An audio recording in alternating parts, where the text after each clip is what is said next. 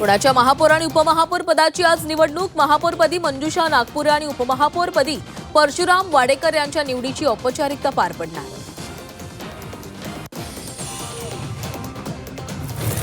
नाशिकच्या नवनिर्वाचित नगरसेवकांनी उद्धव ठाकरेंची घेतली भेट। ठाकरेंकडून नगरसेवकांचं अभिनंदन।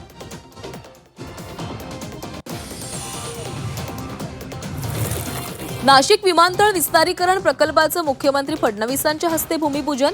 ओझर विमानतळाची एक्सक्लुझिव्ह दृश्य झी 24 तासवर।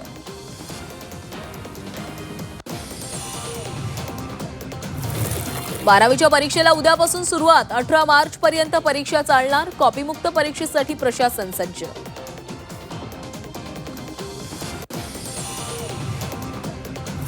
परीक्षा पे चर्चेचा आजचा दुसरा भाग प्रदर्शित होणार। सकाळी 10 वाजता पंतप्रधान मोदी विद्यार्थ्यांसोबत संवाद साधणार।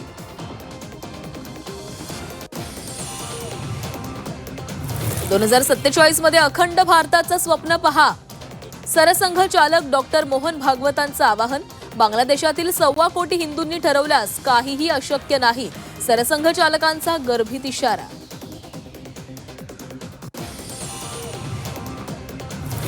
उपमुख्यमंत्री अजितदादांच्या अस्थि कलशाचं प्रयाग संगमावर विसर्जन।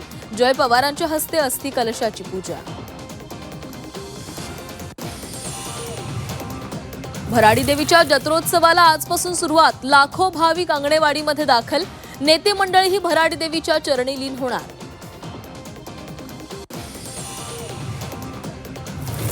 डोंबिवलीत तरुणांकडून स्टंटबाजी। मानकोली पुलावर जीवघेणी रेसिंग। वाहन चालकांमध्ये दहशतीचं वातावरण। पोलिसांकडून दुर्लक्ष। स्टंटबाजी करणाऱ्यांवर कारवाईची मागणी।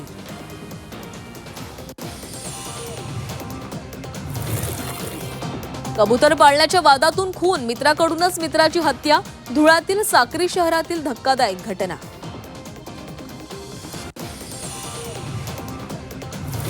T20 विश्वचषक स्पर्धेमध्ये श्रीलंकेची विजयी सलामी। सलामीच्या सामन्यामध्ये आयर्लंडचा 20 धावांनी पराभव।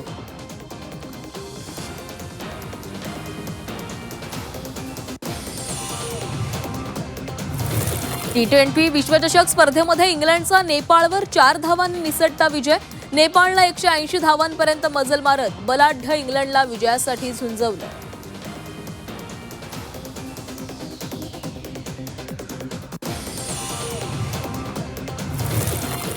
कोलकाताच्या ईडन गार्डनमध्ये T20 वर्ल्ड कपच्या ग्रुप सी मध्ये इटली आणि स्कॉटलंडमध्ये लढत। इटली पहिल्यांदाच T20 विश्वचषक स्पर्धेमध्ये खेळणार।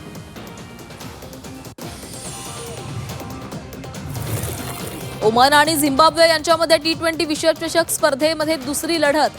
दोन्ही संघ विजयी सलामी देण्याच्या इराद्याने मैदानामध्ये उतरणार।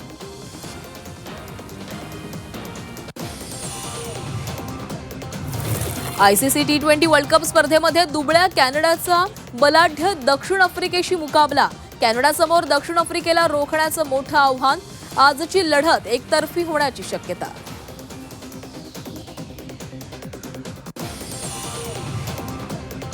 अंडर 19 विश्वचषकावर नाव कोरल्यानंतर भारतीय संघाचा मराठमोळा कर्णधार आयुष म्हात्रेचं नालासोपाऱ्यातील नाळेगावमध्ये जल्लोषात स्वागत। फटाके फोडत आयुषची काढली विजयी रॅली।